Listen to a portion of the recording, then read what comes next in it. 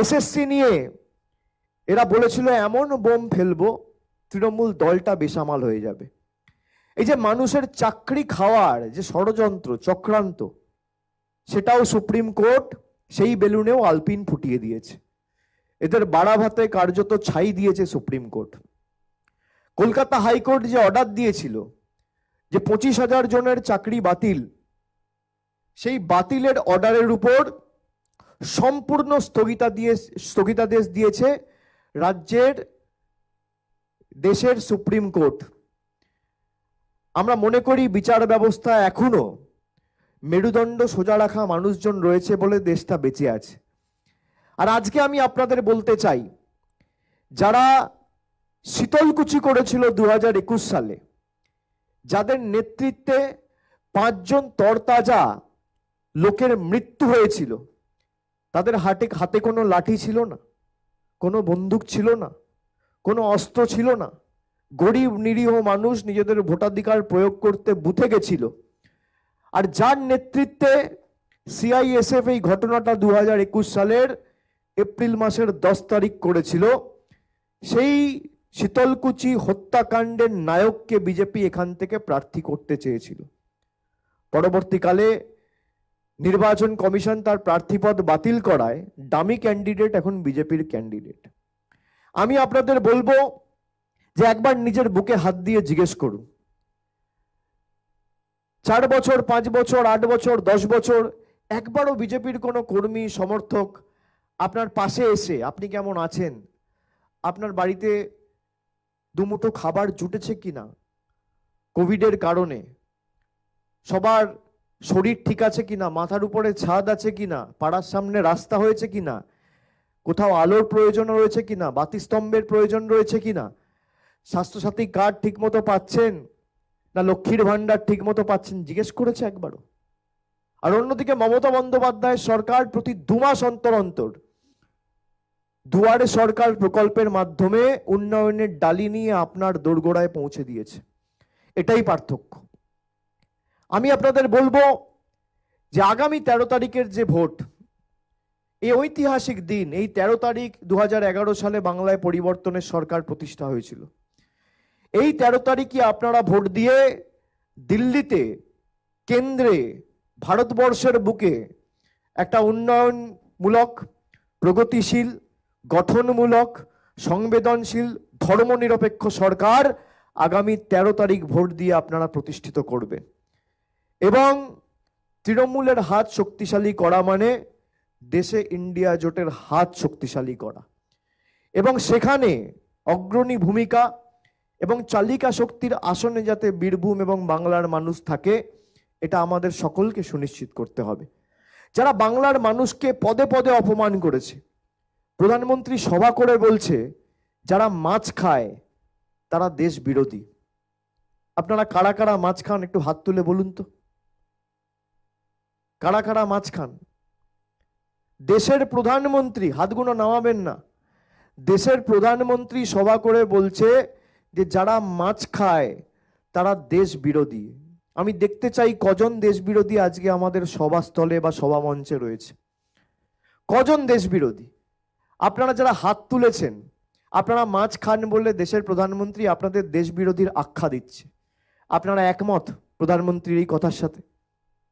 কি দাদারা মায়েরা একমত?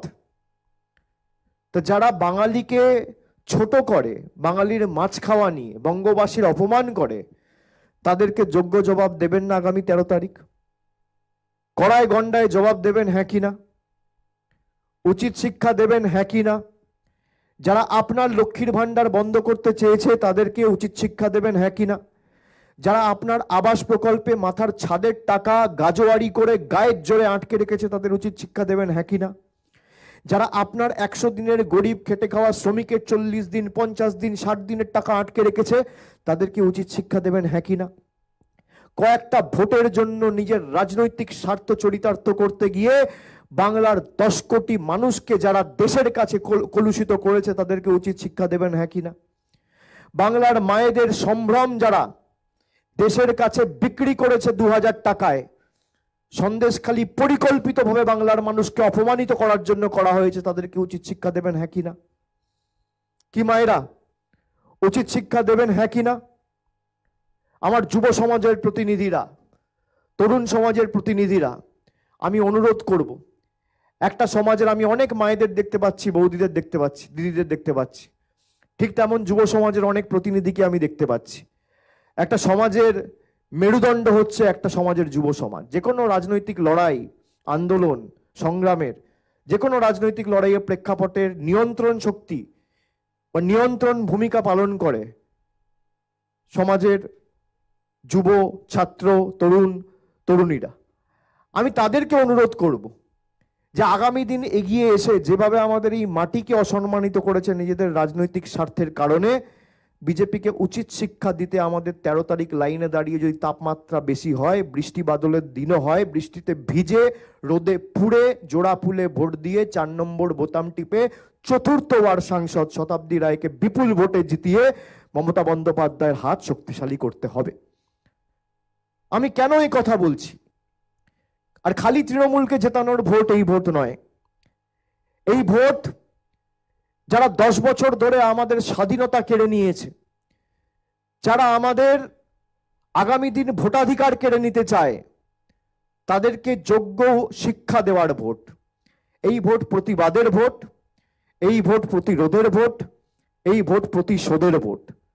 10 বছর আগে দেশে মূল্যবৃদ্ধি কোথায় ছিল আর দেশের আজকে মূল্যবৃদ্ধির কি অবস্থা? রান্নার গ্যাস ছিল 400 টাকা 2014 সালের আগে। মোদিজি ক্ষমতায় এলেন, 10 বছর বিজেপি সরকার, আজকে রান্নার গ্যাসের দাম 1000 টাকা, 1050, 1100 টাকা। এখন নির্বাচন বলে 100 টাকা কমিয়েছে, আবার যদি নির্বাচনে এরা যেতে 2000 টাকা হয়ে যাবে। ডিজেল ছিল 40 টাকা 2014 সালের আগে, আজকে ডিজেলের দাম 92 টাকা। পেট্রোল ছিল 50 টাকা, আজকে পেট্রোলের দাম 100 টাকা।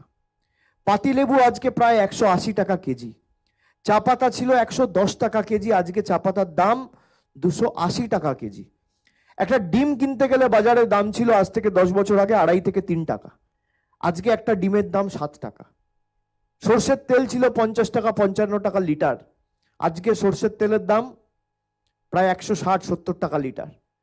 মুগ মুসুরের ডাল ছিল 60 টাকা কেজি, আজকে মুগ মুসুরের ডাল প্রায় 160-170 টাকা কেজি।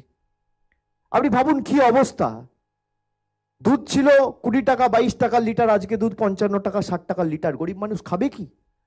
আর সেখানে মানুষের বাড়ির টাকা বন্ধ, পারিশ্রমিক বন্ধ, 100 দিনের টাকা বন্ধ, রাস্তার টাকা বন্ধ, জলের টাকা বন্ধ।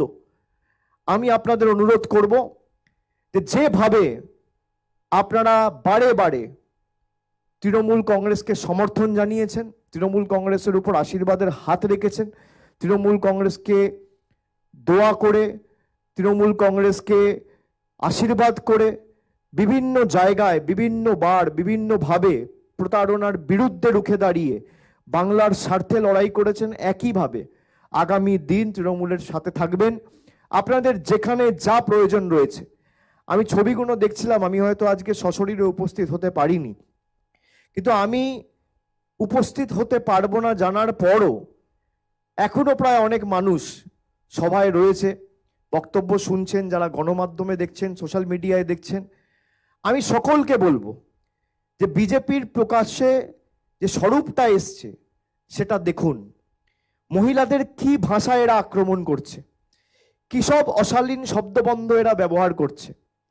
সন্দেশখালিতে 3 মাস ধরে ভারতবর্ষে ঢাক ঢোল পেয়ে তৃণমূল কংগ্রেসকে ছোট করতে গিয়ে বাংলার মানুষকে ছোট করেছে।